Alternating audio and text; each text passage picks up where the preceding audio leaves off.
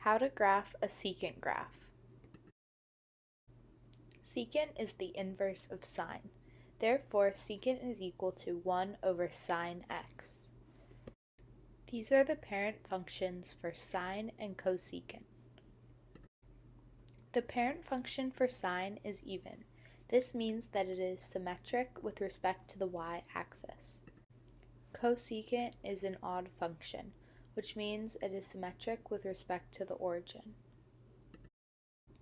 This is the equation for a cosecant graph.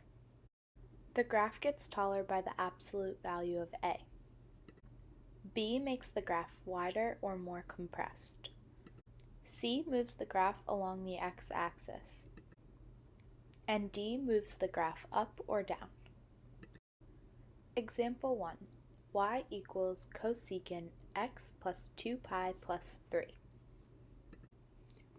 To graph this problem, we must first find the period, amplitude, phase shift, and vertical shift. Period equals 2 pi over b. In this equation, the period is 2 pi. Amplitude is equal to the absolute value of a. In this equation, the amplitude is 1. Phase shift is equal to negative c over b. In this equation, the phase shift is negative 2 pi. Vertical shift is equal to d. In this equation, the vertical shift is 3. Now we will graph the sine of this equation for reference.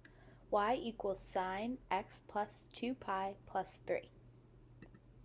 I will use the chart in the bottom left corner to graph the sine equation. The starting point is equal to the phase shift, so in this problem, the starting point is negative 2 pi. The endpoint is equal to the period plus the phase shift. In this equation, the endpoint is equal to 0. I then found the middle point by adding the endpoint and the start point and dividing by 2. The middle point for this equation is negative pi. I then figured out that the other 2 points were negative 3 pi over 2 and negative pi over 2. Next, I plugged each theta value into the sine equation and solved for y. After solving, I got 3, 4, 3, 2, and 3. Next, I labeled the graph to scale. Then, I plotted the points from the chart in green. I traced the points to create the sine graph. D in this equation is 3.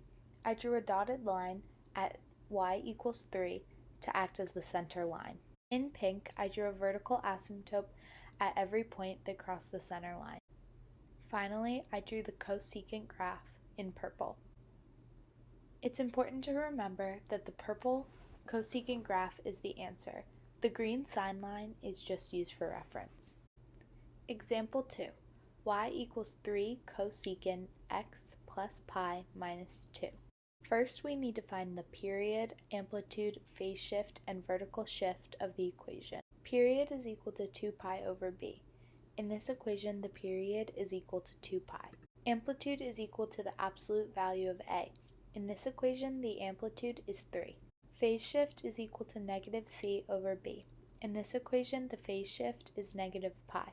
Vertical shift is equal to d. In this equation, the vertical shift is negative 2. Now we will graph the sine equation for reference. Y is equal to 3 sine x plus pi minus 2.